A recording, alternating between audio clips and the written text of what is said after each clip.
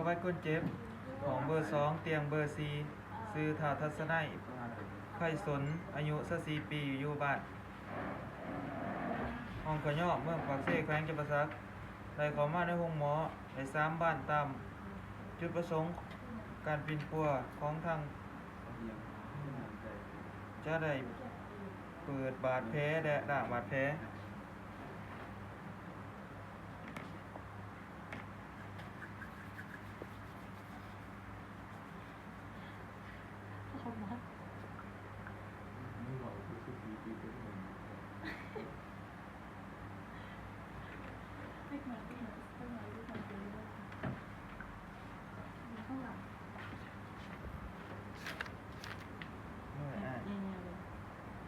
นี่แม่นไอทัศนัยไข่สนบ่ได้อายุ24ปีแม่นอยู่บ้านห้องขย่อเมืองปากเสแขวงจำปาสักแม่นแหละอยู่บ้านห้องขยมมื้อนี้น้องสิมาด่างบาดแผลให้พอให้อ้ายเด้อให้อ้ายเศร้าไว้วันหน่อยยังเอียโตอีกสักบาทหลังเนี่ยจะชิ้นโอ้ดังเลยเราจะชิ้นพิเศษต้องมาหาโอ้ปูก็ถึงเนาะเอาเจียเช็ดปากลังใช้สายยางกวาดเบิ้งคอยบอกคลิปตอนใครใส่แค่บอกรู้มันทันทีใส่เขี้ยวอยู่ด้วยผมว่าได้ยังไงเลยครับว่ายังจะแย่จะติดเองยังต้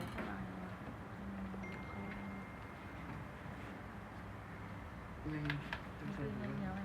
ยังยิงได้สักคือกันบ่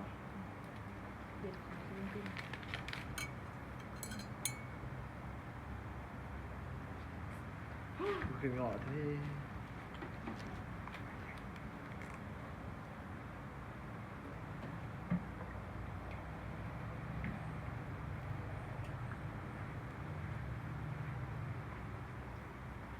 ถ่ายทรงพร้อมกันมันแบบ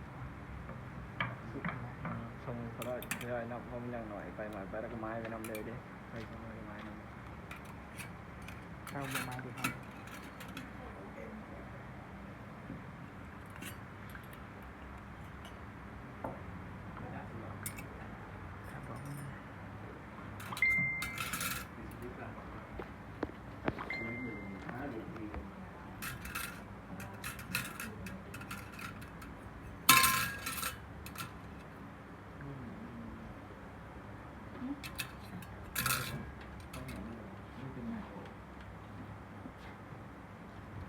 กินเย็นๆเลย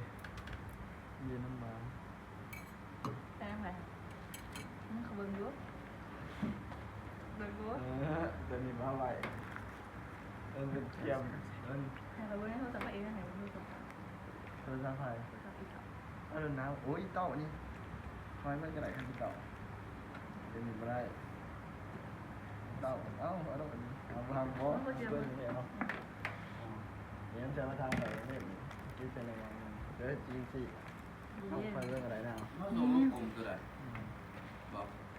ดูนะโอ้ยยังไงต่อโอ้โหดี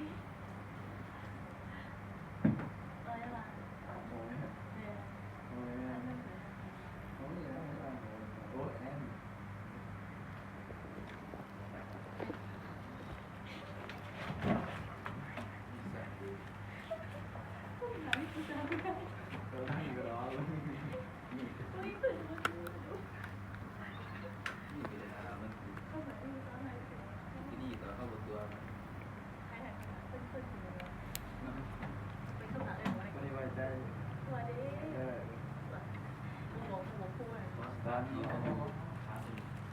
เดี๋ยวดีสัก ไม่ได้ เนี่ยขาคุณ คนไหนวะ มันเห็ดเดียว เดี๋ยว ดูตรงนั้นดู ปรุงลูก ห้องเลย ดีสักราคานี่หัวปันดีหน่อย ห้องหนาไม่เป็นไร คือฝากคือเขาอยู่ แต่เป็นเรื่องที่สื่อเองนะ เนี่ย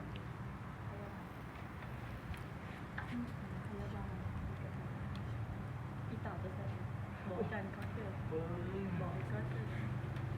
ผู้ชายเราต่อจริงๆแสดงนะความกันจุดชนิดไม่ได้คนก็ต้องสอนต่อ มอฟูอุ้มกู เอ้ยหมอผูกเอ้ยหมอผูกก็ต้องฟันเลย สีน้ำหนักอีกเลย มันมีมันก็ระวังนะ แต่ ไปอยู่อุบลวันเมงเงาเกิดอาร์ตเลย คนนอกเนี่ยขนาดถ้าเขาเป็นนอกหาต้องแต่ถ้าเป็นไปเลยเนี่ยจะทดลองกี่วันอาจารย์เราส่งเลย เฮ็ดบ่เป็น ก็ต้องตั้งไว้เลย บ่ฮู้เลย มันบอกเขาย่าง อุ้ยมีเดี๋ยวเขาจะ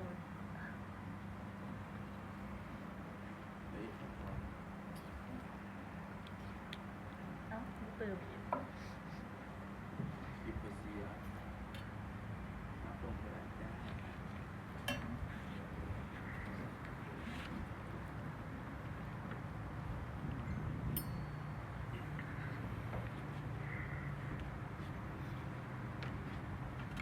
เข้ามา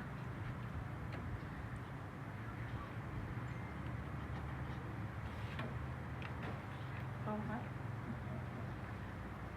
เราต้องสิดามาได้ไง ข้างหลังมันเขาเรียกอะไรวะ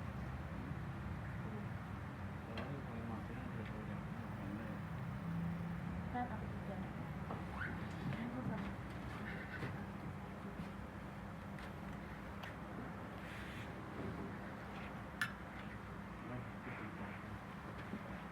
ว้าเล่นอยู่ว่าจะเบิดหัวเอาเดี๋ยวไปกันเอาเอา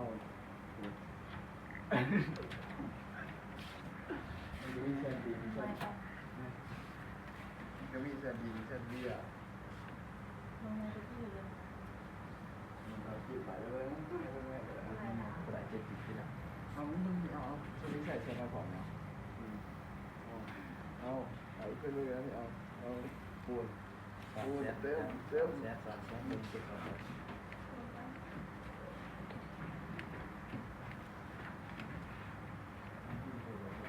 เอาไปนะเฮ้ยสู้มืออะไรเหรอสู้มือขึ้นมาเร็วมาที่แซ่บ พวกเอา ก็จะอยู่ที่ละเพราะว่าเดี๋ยวมัน เอาเอา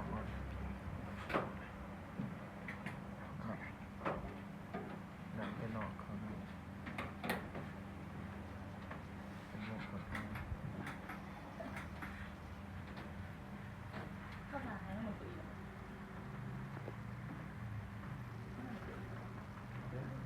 มันพอหน่อย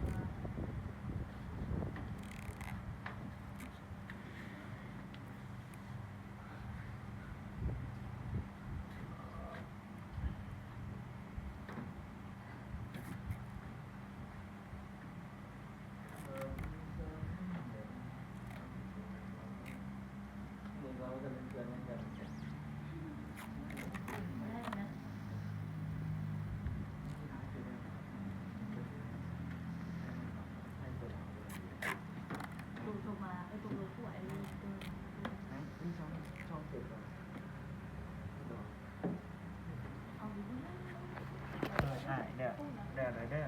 ไว้อ้ายกินของรสจัดแล้วก็ของดองเด้ออ้าย